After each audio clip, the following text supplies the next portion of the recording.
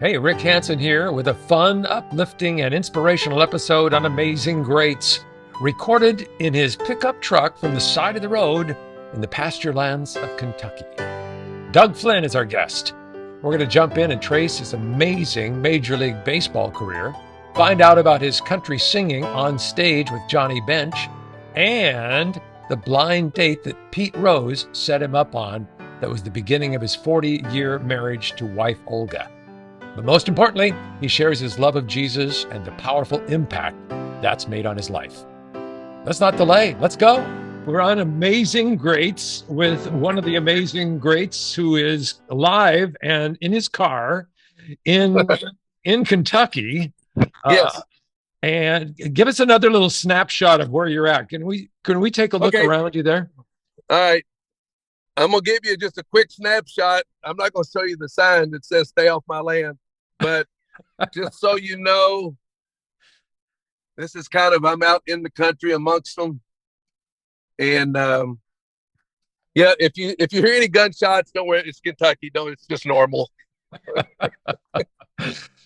Well, so my guest today is Doug Flynn. I'm going to tell right now, this is going to be a great conversation. And, I was just thrilled that you just blotted out some time for us here on Amazing Greats, because what a story. Your life story is things books are made of. In fact, you better write a book.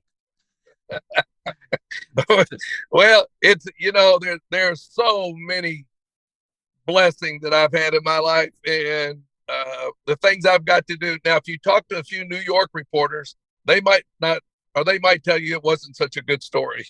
But, that's the nature of the business when you play baseball. Yeah. So let me give a recap quickly. So for those who aren't up to speed with who our guest is today, you were part of the legendary Big Red Machine.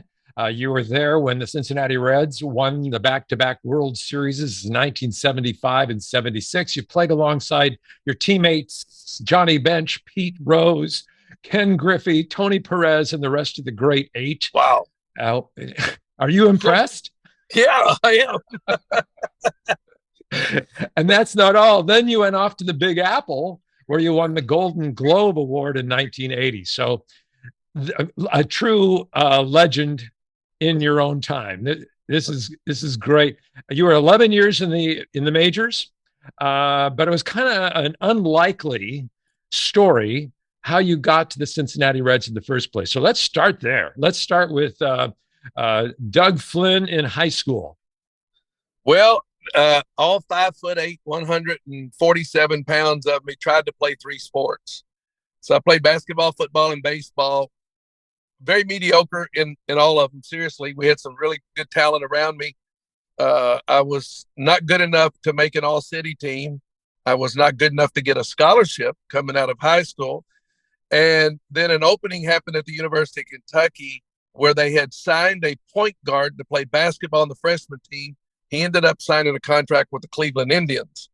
So right before school started, I didn't know what I was going to do, thinking about maybe going to a junior college to do something.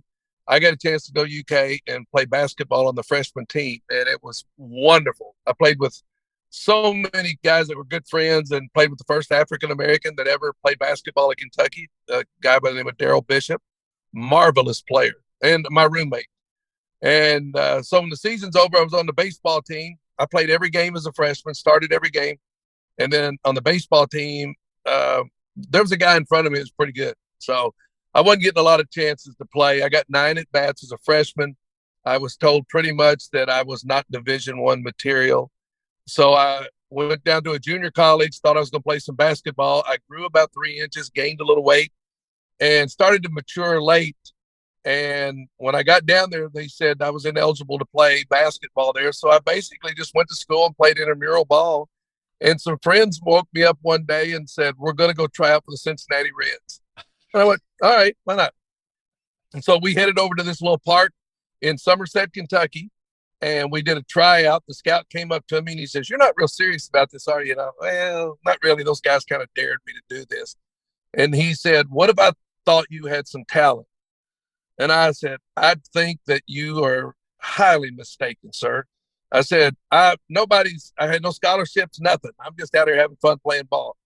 And he said, I'd like to see you again. So I got 2 more tryouts to go to. And the Reds signed me for $2,500 and gave me an opportunity to play. Wow. Wow. I was playing some softball. It's funny. I was playing Sunday baseball doubleheaders, and then I was playing softball during the week about 3 nights. So I was just playing, having fun with friends, and kind of on a lark. They said, we're going to try out. What they all told me later was they had seen me start to develop, and they said, this guy's not too bad. We're going to try to at least get him in front of somebody. Uh-huh. So you end up in your early to mid 20s, a part of this amazing Major League Baseball team with all the greats in the business. How did all that feel? What was going through your mind? It was like, yeah, kind of like a fish out of water for a little bit because, I grew up 80 miles south of Cincinnati. Now I'm walking into a locker room and there's guys I've been watching on TV that were not just players, but Hall of Fame players. They couldn't have treated the younger kids any better. And of course, he had Sparky Anderson there too, and all the coaches. It was just, and I knew when I went to spring training, there was no way I'm going to make this ball club. I mean, where am I going to play? You got a Hall of Famer at second, got a potential Hall of Famer at short, and Dave Concepcion, who should be. As it turned out, Pete Rose is at third. I'm not going to play there. I mean, there's nowhere to play. So let's go to spring and have a good time. But I also knew that Joe Morgan and Davey Concepcion, when they got to camp, were not going to be in the best shape because they used spring training to work themselves into shape. So I went in really good shape. I got a chance to play early. I got a few hits. I ended up having 32 hits in spring, which is still tied for the most hits ever in spring training. And I think they just kept playing because they said, look, if he starts playing bad, then we can say, well, you're not quite ready. But I just kept playing good, so they kept me. I tricked them, baby. I tricked them. So here you are in a World Series team, and what was the feeling? What was the emotion? What was the camaraderie that was in those locker rooms back in the day?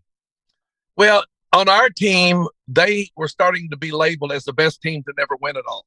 Because in 1970, they got beat by Baltimore. In 72, they got beat by Oakland. 73, the Mets beat them in the division playoffs. And so now here we were in 75, and there was a lot of pressure on Johnny and Pete and those guys because, they had everything personally that you could ever want in a career, but they didn't have that title. They'd been close, but they didn't have the title. So there was a lot of pressure on them. And then, of course, we had the great series with Boston where everybody remembers it for the home run fist hit. I remember it for the bloop single that Joe Morgan hit, which we won in 7 games. And then after we won, there was such a relief that the next year, man, we just rolled and we ended up winning pretty easy again and then won 7 straight in the playoffs to win the World Series again. And I had great seats.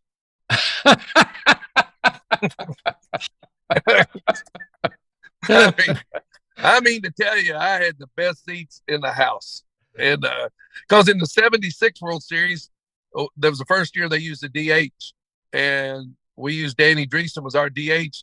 No other position players played other than just the pitchers, but no other position players played in that. We won 4 straight. But, Sparky's one of those guys, if we had a lead, keep it and bury somebody because, it was pretty cool. But, go to the park every day and watch some of the best players that ever played the game, watch the way they got ready for it, went about it, studied it, the confidence they had. They were like rock stars. I mean, we would go on the road and people would just be flocking around to see these guys. So, and fortunately, they were all good people and they're still good people.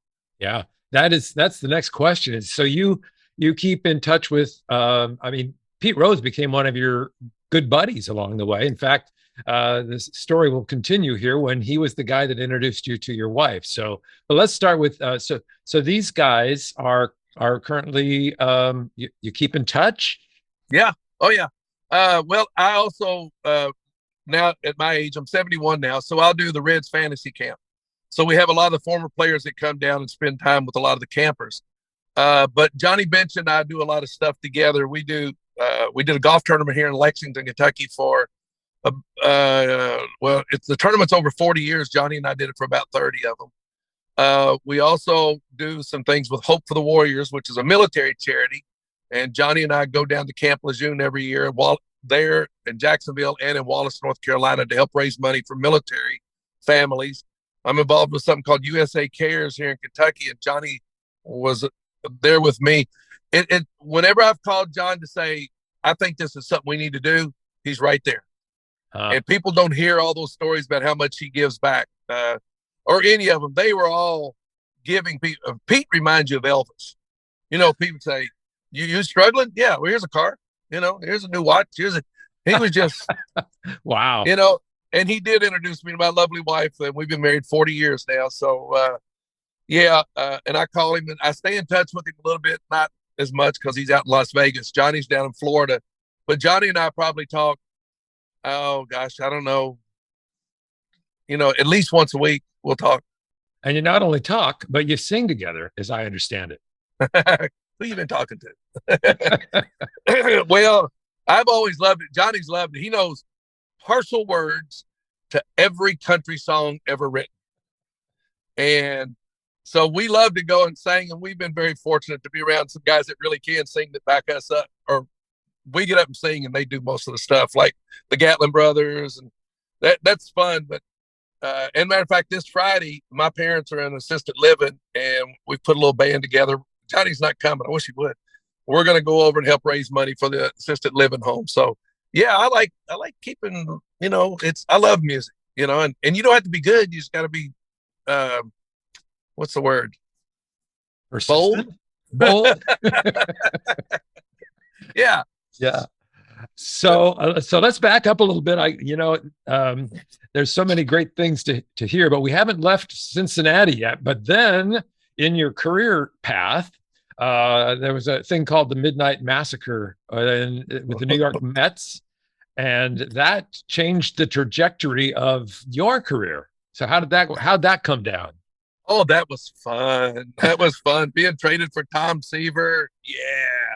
Yeah. You go up there, and there's 4 of us that went, me, Pat Zachary, Danny Norman, and Stevie Henderson. And man, I learned some new words the first week or so I was in New York. And I didn't realize they were directed at me.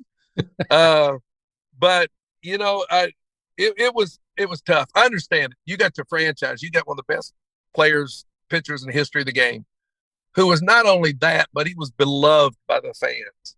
He had won them a world championship in '69. They went back in '73. This guy was just, and was a quality guy too. So we all get traded, and it was right when they were dismantling that club. But shortly thereafter, Buddy Harrelson was gone, and Jerry Grody, and Felix stayed a little bit and played, and then he was gone. Eddie Kranepool stayed around for a long time, but it was a shock for me but it was also a blessing, because Johnny had told me the night of the trade, he said, you need to look at this as something good, because you're going to get an opportunity to play. You're not going to play here in Cincinnati. You're not going to play. Davey and Joe are going to play.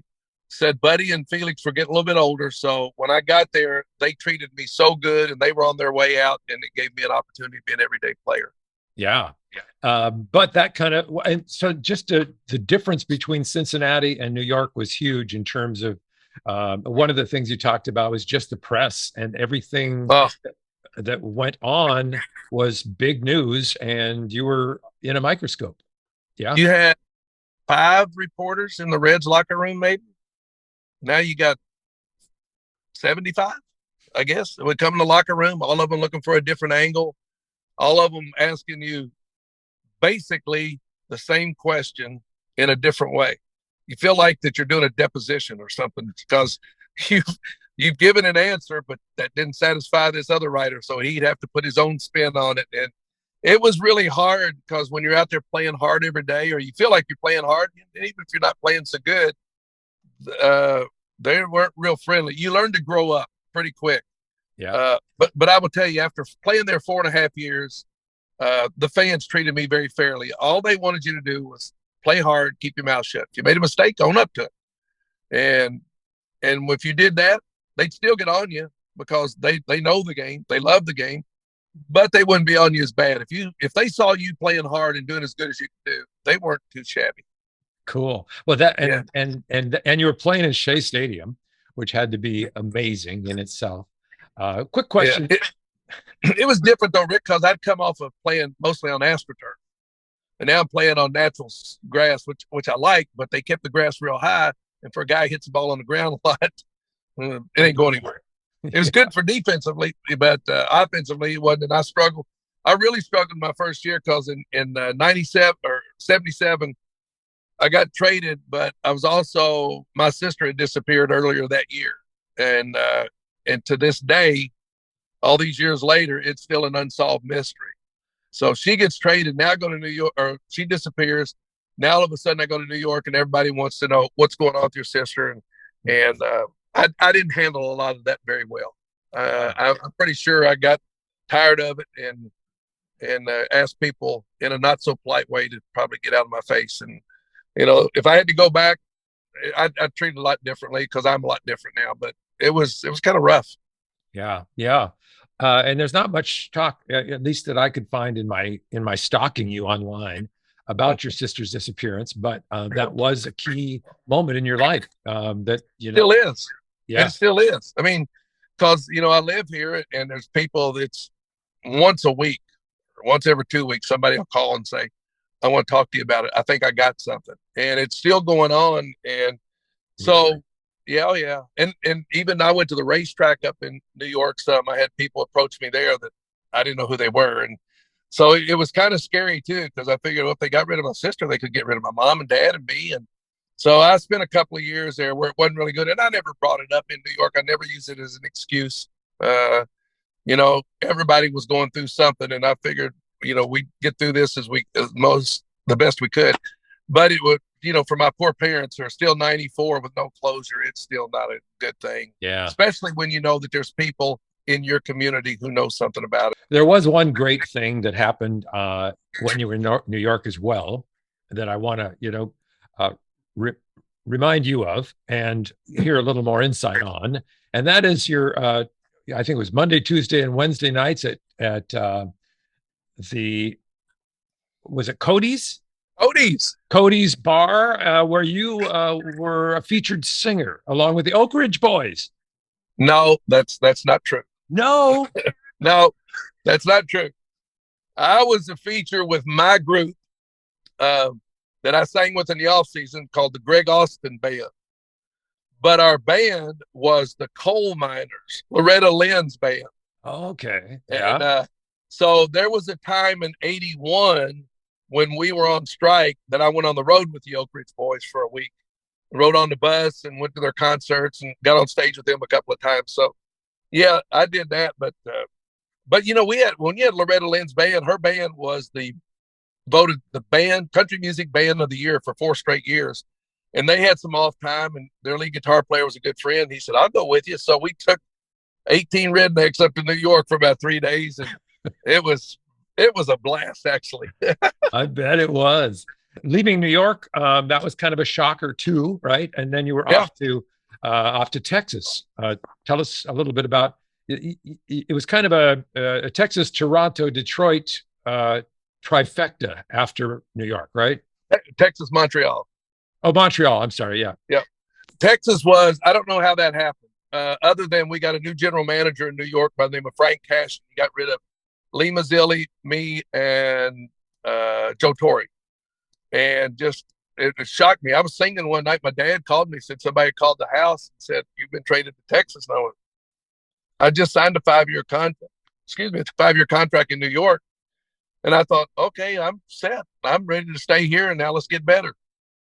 And then I get traded over there, and they were kind of doing some goofy stuff. So I was there for only 4 months.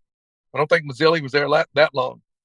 Joe went to Atlanta, I believe, to coach or to manage, where he finished first, second, and second, and then they fired him after being that successful. And then, of course, he went to New York after. It was great.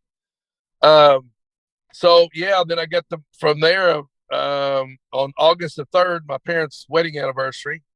We were in Cleveland, and they said, "You've been traded to Montreal." And when I got to Montreal, I was the 6th second baseman they'd used that year. And It was fun because I was playing with a guy that I always would love to play with, was Chris Spire. And Chris was a good guy. He was great to play with. And so the last 2 months of the season, we lead the league in double plays. And then the next year, neither one of us really have a job. So it was real screwy.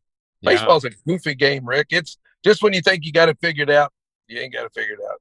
That's what I was going to ask. Well, how do you adjust emotionally to all that? It's like you're bartered and traded and not really in control of your own career. Mhm. What how do you feel about how was that to live with? Well, there's different ways to handle it. If you're solid in your faith, it's a lot easier. If you're not, you can be a nasty person. And I'm pretty sure that up until about 1984, I was probably a pretty nasty person. Uh, getting short and bitter with press, not so much with teammates and stuff, but with the media, because they're asking you questions that you just, you got to answer, and you want to look them in the eye, but you also want to look at them and not say such nice things to them. So, matter of fact, I got to do a chapel at the winter meetings one year, and I was really fun because when I got there was a whole bunch of media people there, and I got up. I asked for their forgiveness and said, I know I said some things to you all and I never cussed anybody. I never used bad language, but I could be, I could get in your face a little bit and make you feel pretty bad. And so I just said, I need your forgiveness, because I said, I'm sorry, but I didn't handle the situation with my sister, and then you don't handle when you're not going real good. And they say, don't take it home with you. Well, that's easy to say, but that's really hard to do. Yeah. And then my last, after 84, I went to a conference, and that's where I met George. And so it was from there that I realized what I was missing in my life. And that's when it all started changing around. Let's jump back just quickly Right? on your Jesus journey, because you were raised in a Baptist church with your mom and Yeah. dad. Yeah. So there was really a solid foundation there. Uh, Absolutely. but Jesus wasn't a huge part of your life until later. So kind of Oh, yeah, he was. When I needed him, I called on him when I needed him. I used to bargain with him. Lord, just think what a great witness I'd be if I made an all-star team, or if I knocked this winning run. And he's probably sitting up there going, yeah, right. So now, in retrospect, can you look back, and maybe not at the time, but are there places in your life, bookmarks, where you saw there was God, there was Jesus right there. oh yeah. He was in control, and I didn't even know it. Can you tell us about any of those events in your life? Well, if you look at how I got there to begin with, no scholarship offers, but I got to go down to a community college and not play any ball, where friends had more faith in me than I had in me to get me up. They woke me up to go to a tryout camp, to only have two good springs my whole career. And one of them was the year that I made the team. And the other one was my last spring I had. I was hitting 400, but collusion had got in. So I was asked to go. To be a part of two world championship teams and win a gold glove, and not even, not even being the best player on your high school team. And that's all God orchestrating every bit of that. But there was a reason for it, because I tell people, we all have a platform. And I think God knew that I probably wasn't going to be smart enough to do anything else. So we better let him play ball. That way we can give him a platform. And because if he's got to think any, we're all in trouble. And it's all relative, right? I mean, for me, was a big league ball player for 11 years. For people that have not made it to the big leagues, that's really a big deal. For guys that have struggled in the minor leagues their whole career and never made it, it's a big deal. But if I compare myself to a Dave Concepcion or a Barry Larkin or a Johnny Bench, I ain't a big deal. Yeah. So, but that's the problem, I think, that I had along with a lot of other people. We were always comparing ourselves with something earthly.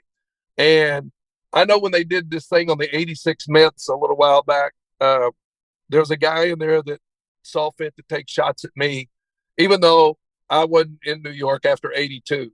But he, for whatever reason, was 4 years old when I played in New York, but he took some shots at me. And, now that I'm a solid Christian, and, the Bible tells me, I want to just say to him, look, I know I wasn't much to you, but, God loves me and Jesus loves me, and he thinks I'm pretty special.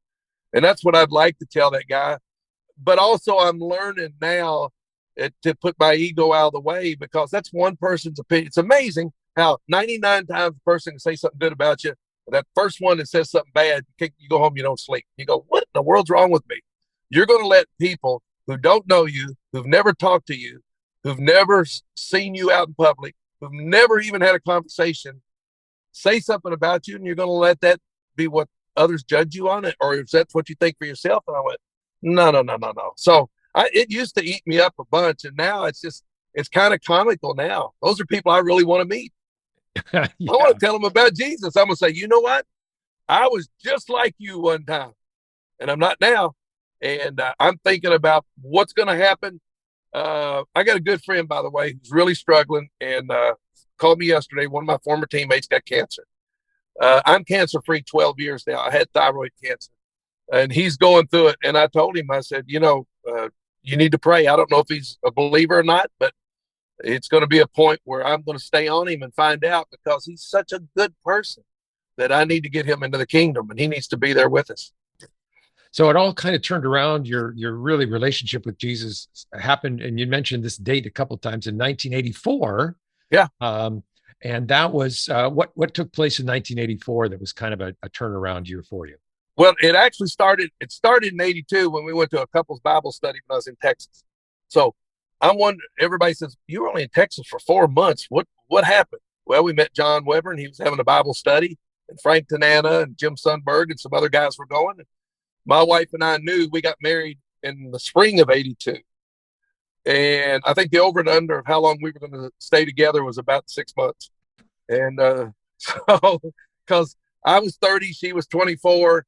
And it was just, usually I'd have a bad game. I'd go home, I'd have a beer, I'd pet my dog, I'd lay down. The dog would say, it's all right. It wasn't your fault. Those other guys, it was their fault.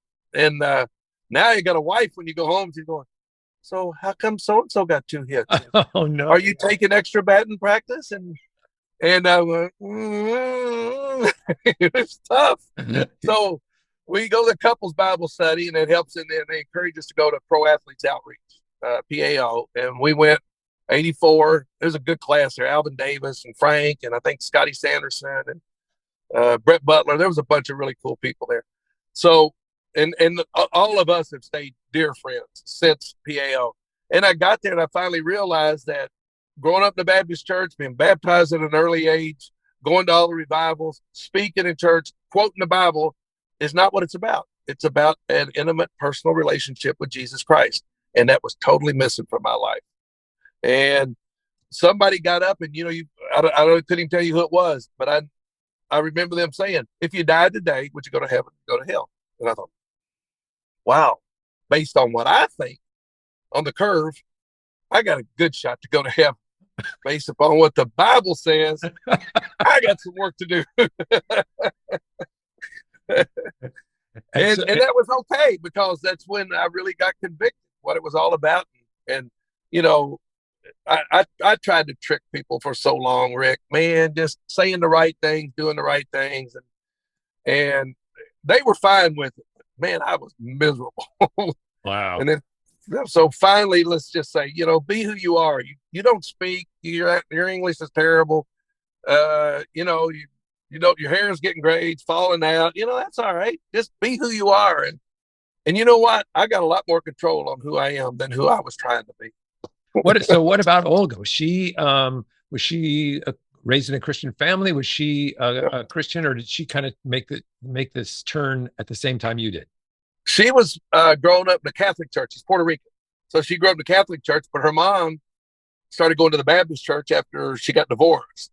And so her mom had prayed and prayed. It was her mom and my mom prayed us together, because there's no way we would have got this worked out, because she's way over my head. So the only way this happened was through prayer. And that's when I say, you think God didn't have a great sense of humor? Let me introduce you to my wife. This is because she's gorgeous. She was a Philadelphia Philly cheerleader, and just beautiful. And we met on a blind date that Pete had set up.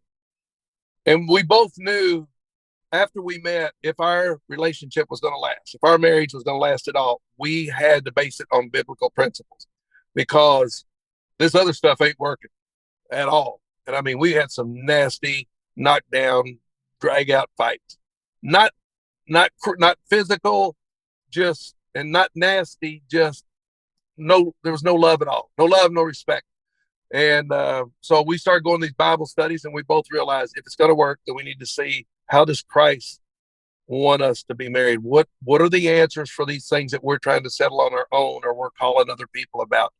And boy, I tell you what, it is. And we just keep growing and growing. I tell you, one of the coolest things we did a couple of years ago, we went over and to Israel. Oh, really? Wow. Yeah. Wow. I go back in a heartbeat. Go back in a heartbeat. People said, were you scared? Scared? Been in Israel? God's going to take care of Israel. No, I never felt so safe, really. But it was really cool. But there was a lot of things we didn't get to see. And so we're hoping we might be able to go back one time. Tell us about PAO, because there have been references to it on the Amazing Grace show with different guys, but not really an in-depth. So this is Pro Athletes Outreach. Is a organization that kind of brings people together in a conference. Tell us a little bit about what their mission is and what takes place when you go to one of these conferences. Well, it's a ministry of pros to pros is what it basically is. So you want to go someplace with a comfortable environment, regardless if you're a rookie or minor leaguer or if you're a superstar. It's a place where we all need the same thing, and that's a relationship with Christ. So we go in a very comfortable environment, and we have unbelievable teachers. I mean, George and Liz and Al Egg and so many. Norm Evans was the head of it then. Norm and Bobby. They're not now. They've retired, and we were on the board for a lot of years. But it was something that you just put on your calendar, because if you're a Christian, it just charges your battery even more. If you're not a Christian, this is a place where you can go and feel comfortable. You're not going to be pressured into making any decisions that you may not want to make at the time. You're going to learn a lot more. And, we've seen it heal marriages. We've seen guys grow to the point where they're now in ministry full time. Really? So it's just amazing. Yeah. Pro Athletes Outreach. Football does one. Our baseball did it. We had some race car people one time. I don't think the NFL is pretty strong. I don't think NBA has it though. But it's just an unbelievable ministry of pros to pros. Yeah. So, but the different pro athletes don't intermingle. So you got your baseball and you got your football and you got your. Okay. Yeah. Well, because you want it to be, as comfortable, because if you're being convicted with, I know for me, when Christ was messing with me, I didn't want to be around people unless I knew they were my buddies, because you start sweating and people are speaking, some of that Christianese, and man, I didn't know how to do that. So, new. So you try to keep you in a comfortable environment where you're safe, and that's what they've done, and they do a beautiful job of that. Yeah. So that's thank you for that, because I've never really had the more of that explanation on this show, so that kind of clears that up a little bit for sure. Well, so. And George was such a part of George. Here you got a very successful businessman who comes in and he's so loving. He didn't push anything on you. He just talked to you. That's why I still love. He's so beautiful and eloquent the way he speaks and writes. And I told him, I said, George, I have to dumb it down a little bit for the kid here. And he said, don't worry, I've worked with enough baseball players. I've got it figured out. So, but it's just don't feel and we've all sort of stayed in touch in some way. It just happens to be now we can do it through, email and stuff like that. But that's okay. I love those folks. They changed my life. Very cool. So you're walking us through some of the great moments and where Jesus was present and really kind of showed you the way. What about those times of doubt or challenges or unanswered prayers? Have you had those along the way as well? And how did you handle that? Yeah, I never made an all-star team, and I never got an MVP. I prayed for those too. I never had 5 for 5. No, my prayer life is so different now, because the stuff I prayed for before was so selfish. And I still pray selfish prayers because I know God already knows the desire of my heart. So I already know that. But I've certainly changed the way that I go about praying now. Matter of fact, I try to pray a little bit all the time, riding in my car, listening to music. I had the Oak Ridge Boys on here right when you came on, and listening to them. And I listen to as much gospel music as I can. I'm not a contemporary Christian guy. I'm an old Southern gospel guy. Yeah. And I love the 4-part harmonies. And that's where my wife and I are totally different. She loves the other kind. And I told her, well, you can't be saved until you like 4-part harmony. So that's what it's as easy as that. It's easy as that. That's right. And so it's just, but my prayer life is so different now. And I think before I really got to know Christ, I don't know that I was really praying to a person, I was praying to, there's something up there. I'm not sure what it is. And then the more I grew to know that, Christ as an individual, or became an individual, he became man, and he went through all of that. I was watching some stuff the other night, one of the movies on TV the other night. Man, when those whips start cracking and you feel that skin and you just go, he did that knowing that I was going to be such a big screw up anyway. And that's one of the most humbling things I could ever imagine, Rick, is that somebody would love you that much to die for you, knowing you were going to be rotten, knowing you were even going to turn away from him sometimes. And you just go, wow. It's just, our preacher said the other day, he said, because I'm on a kick right now to say, I must make it hard for everyone I know to go to hell. That's my goal right now. I got to make it hard on everybody I know to go to hell. And the preacher was saying the other day, he said, I've witnessed so many gnarly, ugly, dirty, stinking people. He said, I have not had one person come back and said, I really wish you wouldn't have shared that with me. He said, but I've had a whole lot of them come back and say, thank you for helping me get on the right track. I love that mission. Your life mission is to not let anybody go to hell. Yeah. I mean, and I know some people, they see me coming, they're going, oh boy. That's okay. That's okay. You know what? Because my wife says now, when we die, she says, when you're going up and you got to go face to face, she said, there are going to be 2 lines. What if somebody's over in that other line that looks over to us and says, how long have you known me? And you couldn't share this with me? Oh, yeah. I mean, this was that big a deal to you, but you couldn't tell me about it? And so, I mean, we're kind of on a little mission right now. And it's one we should have been on our whole life. Yeah. It's funny how, as we mature in our religion and our closeness with God, things become more brilliant. I'm the same way. I didn't even get rebaptized, even come to know Jesus until I was 53. So, it took me a long time. I was like you, led a pretty good life, and it was a nice person, and did all the things I was supposed to do. But it was a whole different story when you turn the corner. When you actually create a relationship. So totally get that. So do you still go to the Baptist church then? No, we don't. We go to Church of the Savior, which is kind of a non-denominational church. Steve Pearson's a pastor. He's wonderful. He's a great Bible teaching. They had the pastor we went to at the Baptist church. We had 2 of them retire. And then when they started trying to fill in, we just felt like we weren't getting fed there. So we spent a year going around, just going to friends' churches, listening to them preach, listening to song leaders, speaking at a few churches. And then when we heard Steve, we went, this is where we belong. Okay. So what kind of music do they play? Is it gospel? Oh, is it contemporary? No, they play that old ugly contemporary stuff, man.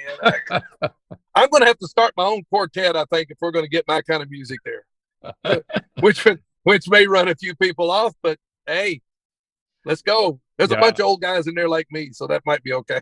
Yeah. Well, what's funny is the church that I ended up going to after kind of making the conversion and getting rebaptized and all was and I'm an old top 40 rock and roll DJ, right? So when I went into church and they were singing these songs that were just melodic and fun and very contemporary, man, I said, this is the place for me. So Yeah. different strokes for different folks, right? I mean, everybody's got their own thing.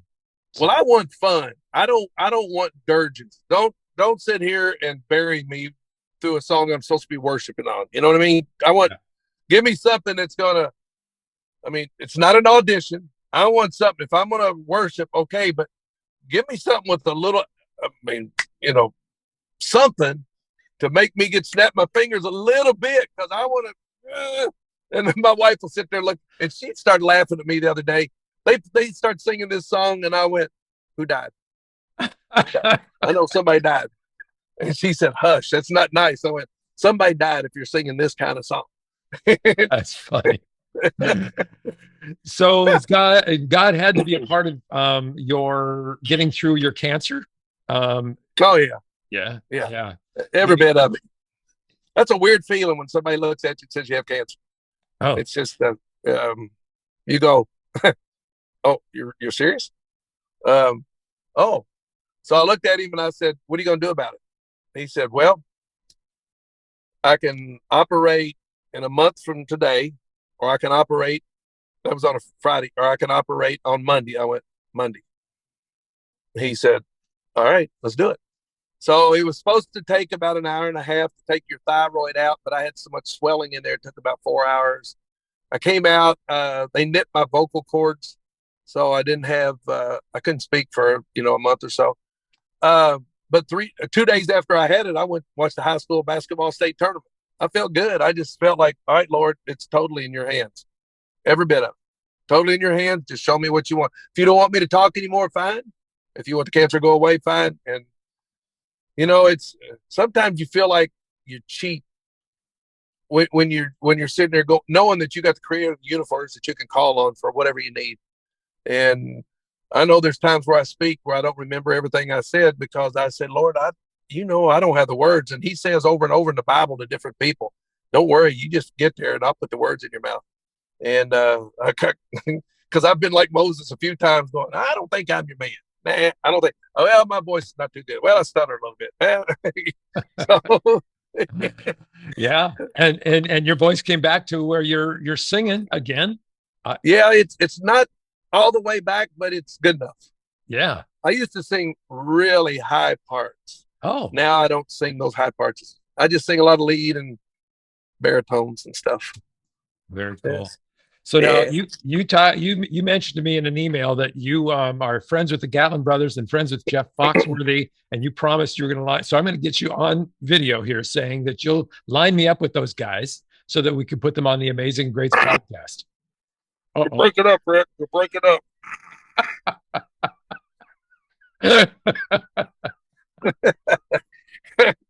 Okay. I promise you I will call them and talk. Now, I'm real good friends with Steve and Rudy Gatlin. Okay. And they're wonderful guys too. Excellent spokespeople, and then they're both solid. And Jeff would probably do it in a heartbeat. So I will certainly tell them that I did it and that I would suggest that they do it. How's that? And I was a kind host. I didn't put anything on you. So not yet. You have not. It's not yet. We're almost through, but you can mess it up here in the ninth inning. No, you know what? I think we're going to call it quits. We've had a great. I mean, this is such a great story, and your sense of humor has been fantastic, and I love your testimony. So thank you so much for being here, and thank you for stopping on the side of the road to give us some time with you in your car today. And thank you, Rick. You know what you're doing. There's a lot of us out here. A writer asked me one day, said, "How come we don't have any more heroes?" And I said, "Oh, you're wrong. We have lots of heroes. You all have just chosen not to cover them." And I think, I've never told anybody I thought I was the best ball player or anything. God put me in that position for things that have happened to me so much after the game. And I'm very blessed because of that. I don't take for granted any of it. And I just I hope from here on, I'm enjoying life. Probably at age 71, I'm enjoying life as much as I ever have. I don't do Twitter. I don't do Facebook. I don't do any of that stuff. I got off of it 2 years ago, and I am having. It's like a big monkey just jumped off my back. I'm not arguing with anybody. That's a lie. I am. All right, write that last part out. But no, I'm serious. I mean, it's because of the peace that God gives me that I'm able to just enjoy so much now.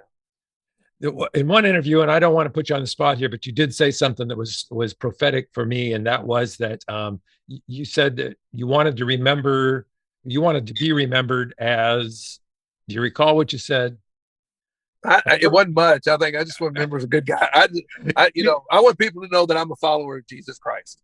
But I think I probably said in that, I just want people to say, hey, he's an okay guy. Yeah. Here's what you say. You said you wanted to be known as a person of integrity 24/7. Oh, I do that all the time anyway. Yeah, that's just a given in my life. That's become a given. And I know that I'm not. I haven't got that. And there's days where I think I'm pretty close, and then I screw it up. A guy will pull out in front of me, and and I'll say, "You ruined my day, man. I had a perfect day going." But I do. And my dad told me that years ago. He said, people could take a lot of things from you, but your name and your integrity says they can't take that. And he said, you always be a person of integrity. And you know what? You don't have any arguments. Now you don't see any bad articles in the paper, because when people want to try to say something bad, it's in the Bible. They try to say something bad about you. Live your life so that when others see it, they're going to say, there's no way. Yeah. And it only took me about 70 years to get to that point, but yeah, I'm working. I'm still working on it, baby. Yeah. Wow. Well, thank you, Doug. I'm going to let you get on the road, and I really appreciate your time. God bless you for all the things that you have done and are going to do. And I hope to keep in touch. Yes, let's stay in touch. And I promise you, I will make the contacts with, and I've got a few others that you would really enjoy talking to as well. Ooh, okay. Well, I like those. Are surprises. Those are surprises. Well, I'm going to be on your email checking it out. So that's all right. Yeah. All right. Take care. Rick. Have a great day. Thank you, my friend. One of the coolest guys I've met, Doug Flynn. Thanks for joining us for this powerful life story and testimony. Like, share, or subscribe to help grow the podcast, and join us every other Wednesday for another look at how God is working in real time every single day. Thanks to the awesome production skills of one Clem Daniels. He puts his polish and his finishing touches on each and every one of our shows. And thanks to George Tolles, who was referenced just a couple times here in our interview today. He connected me with Doug Flynn. And of course, a big thanks to you for listening. Until next time, God bless.